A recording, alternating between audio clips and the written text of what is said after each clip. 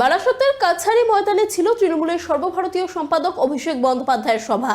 তার আগেই supreme court SIR সংক্রান্ত একটি মামলায় নির্বাচন কমিশনকে নির্দেশ দিয়েছে লজিক্যাল ডিসক্রিপেন্সির লিস্ট প্রকাশ করার। আর তারপরেই বারাসতের মঞ্চ থেকে এসআইআর নিয়ে ছত্রে ছত্রে বিজেপি ও নির্বাচন কমিশনকে টার্গেট করলেন অভিষেক বন্দ্যোপাধ্যায়। বারাসতের রণসংকল্প সভা থেকে নির্বাচন কমিশনকে এক হাত নিলেন অভিষেক বন্দ্যোপাধ্যায়।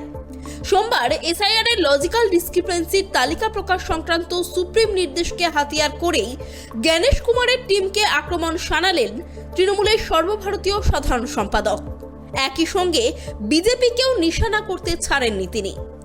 লজিক্যাল ডিসক্রিপেন্সিকে হাতিয়ার করে নির্বাচন কমিশন বৈধ ভোটারদের নাম বাদ দিচ্ছে বলে অভিযোগ করেছিল তৃণমূল কংগ্রেস। বিরোধিতা গড়িয়েছিল সুপ্রিম কোর্ট পর্যন্ত। তৃণমূলের তরফে সেই দায়ের করা মামলাতেই এদিন নির্দেশ দিয়েছে সর্বোচ্চ আদালত।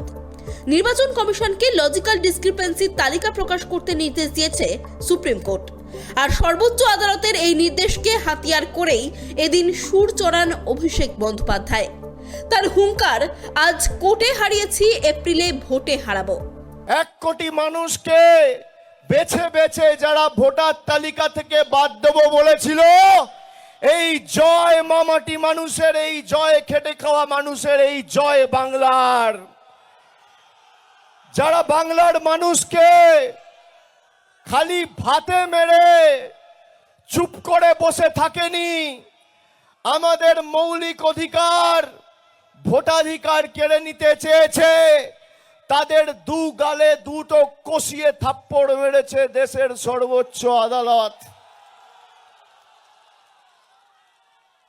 তাহলে কার ক্ষমতা বেশি, মোদিজি? 10 কোটি মানুষ না বিজেপির জমিদার? বহিরাগত জল্লাদ না খেটে খাওয়া মানুষ? আজকে কোর্টে হারালাম, এপ্রিলে ভোটে হারাবো।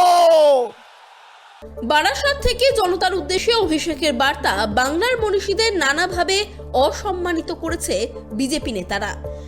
বিদ্যাসাগরের মূর্তি ভাঙার প্রসঙ্গ থেকে শুরু করে প্রধানমন্ত্রীর বঙ্কিম দাস সম্বোধন, সবকিছু নিয়েই এদিন আক্রমণ শানিয়েছেন অভিষেক।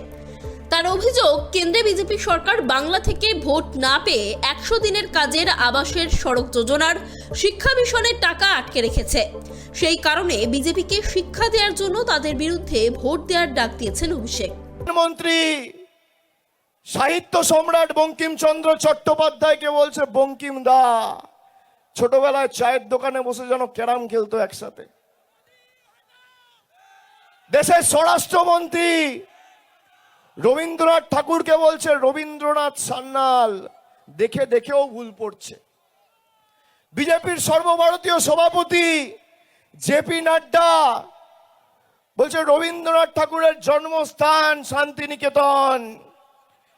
এদের বাংলার প্রাক্তন সভাপতি সুকান্ত মজুমদার, তিনি স্বামী বিবেকানন্দকে বলছেন অজ্ঞ বামপন্থী প্রোডাক্ট। যাদের নেতৃত্বাধীন 2019 সালের নির্বাচনে প্রাক্কালে ঈশ্বরচন্দ্র বিদ্যাসাগরের মূর্তি ভেঙেছিল কলকাতার রাজপথে, যারা স্বামী বিবেকানন্দকে অপমানিত করে, যাদের নেতারা মা দুর্গার বংশ পরিচয় নিয়ে প্রশ্ন তোলে, যারা আমাদের ভাষাকে অস্বীকার করে, তাদেরকে এমন ভাবে এবার জবাব দিতে হবে যে এবার 33টা বিধানসভার মধ্যে 33-0 তৃণমূলের পক্ষে করতে হবে। এদিন সভা থেকে অভিষেক ভোটারদের পরামর্শ দেন, বিজেপি টাকা দিয়ে ভোট কিনতে এলে টাকা নেবেন, কিন্তু ভোট দেবেন জোড়া ফুলেই। তার মতে এই নির্বাচন মমতা বন্দ্যোপাধ্যায়কে মুখ্যমন্ত্রী করার জন্য নয়, বরং যারা বাংলার মানুষের অধিকার কেড়ে নিয়েছে তাদের শিক্ষা দেওয়ার জন্য। নির্বাচনের সময় বিজেপি টাকা ছড়াবে, আপনাকে টাকা পয়সার প্রলোভন দিয়ে কিনতে যাবে। আমি অনুরোধ করব, হাত জোর করে টাকাটা নিয়ে নেবেন। এই টাকা আপনার, এই টাকা বাংলার, এই টাকা বনগাঁর, এই টাকা বসিরহাটের, এই টাকা বারাসাতের, এই টাকা ব্যারাকপুরের, এই টাকা দমদমের। এই টাকা বিজেপির পৈতৃক সম্পত্তি নয়। এদের থেকে টাকা নেবেন, আপনাদেরকে আশ্বস্ত করে বলবেন যে ভোট বিজেপিকে দেবো।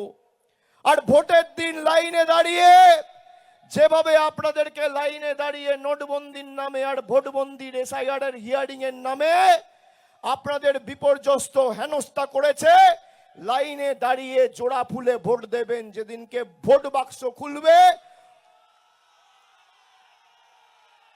যেদিনকে ভোট বাক্স খুলবে, পদ্ম ফুলের নেতারা যেন চোখে সর্ষে ফুল দেখে, এটা আমাদের সুনিশ্চিত করতে হবে। সামনের 26 নির্বাচনে এসআইআর একটি বড় ফ্যাক্টর হতে চলেছে বলেই মত রাজনৈতিক মহলের। সেখানে দাঁড়িয়ে সুপ্রিম কোর্টের লজিক্যাল ডিসক্রিপেন্সির লিস্ট প্রকাশ করার রায়ে বাড়তি অক্সিজেন ঘাসফুল শিবিরে। তাই এদিন তৃণমূলের সেকেন্ড ইন কমান্ডের বক্তব্যে স্পষ্টতই ধরা পড়েছে আত্মবিশ্বাস ও রাজনৈতিক চ্যালেঞ্জের সুর। Bureau report, KTV Bangla.